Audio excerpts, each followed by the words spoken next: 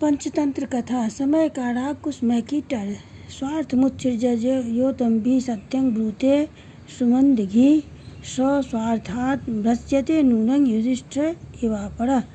अपने प्रयोजन से या केवल दंभ से सत्य बोलने वाला व्यक्ति नष्ट हो जाता है। युधिष्ठिर नाम का एक कुम्हार एक बार टूटे हुए घड़े के नुकीले ठीकरे से टकरा कर गिरा था। गिरते हुए ठीकरा उसके माथे में घुस गया। खून बहने लगा। घाव गहरा था। घाव दवा दारू से भी ठीक न हुआ। घाव बढ़ता ही गया। कई महीनों ठीक होने में लग गए। ठीक होने पर उसका निशान माथे पर रह गया। कुछ दिन बाद अपने देश में दुर्भिक्ष पड़ने पर वह एक दूसरे देश में चला गया। वहाँ राजा के सेवकों में भर्ती हो गया। राजा ने एक दिन उसके माथे पर घाव के निशान देखे तो समझा कि यह अवश्य कोई वीर पुरुष होगा जो लड़ाई में शत्रु का सामने से मुकाबला करते हुए घायल हो गया होगा। यह समझ उसने उसे अपनी सेना में ऊंचा पद दे दिया। राजा के पुत्र व सेनापति इस सम्मान को देखकर जलते थे, लेकिन राजभय से कुछ नहीं कह सकते थे। कुछ दिन बाद उस राजा को युद्ध भूमि में जाना पड़ा।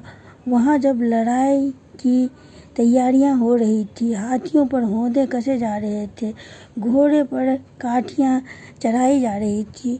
युद्ध का बिगुल सैनिकों को युद्ध भूमि के लिए तैयार होने का संदेश दे रहा था।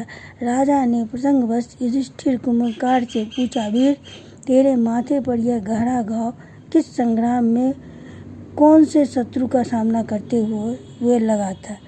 कुम्भकार ने सोचा कि अब राजा और अपने इतनी निकटता हो चुकी है कि राजा सच्चाई जानने के बाद भी उसे मानता रहेगा। यह सोच उसने सच बात कह दी। यह घाव हथियार का घाव नहीं है। मैं तो कुम्भकार हूँ।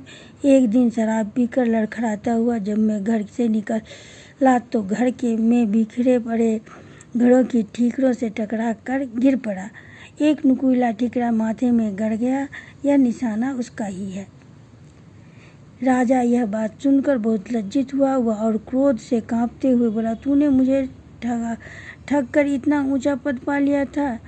अभी मेरे राज्य से निकल जा। कुम्भकार ने बहुत अन्य विनय की। मैं युद्ध के मैदान में तुम्हारे लिए प्राण दे दूंगा। मेरा युद्ध कौशल तो देख लो। किंतु राजा ने एक बात न सुनी। उसने कहा, भला ही तुम सर्वगुण संपन्न हो, शूर हो, पराक्रमी हो, किंतु हो तो कुम्भकार ही। जिस कुल में तेरा जन्म हुआ है वह शूरवीरों का नहीं है। तेरी अवस्था उस गीदड़ के तरह है जो शेरों के बच्चों में पलकर भी हाथी से लड़ने को तैयार न हुआ था। युधिष्ठिर कुम्भकार ने पूछा, किस तरह? तब राजा ने सिंह श्रृंगाल पुत्र की कहानी इस प्रकार सुनाई।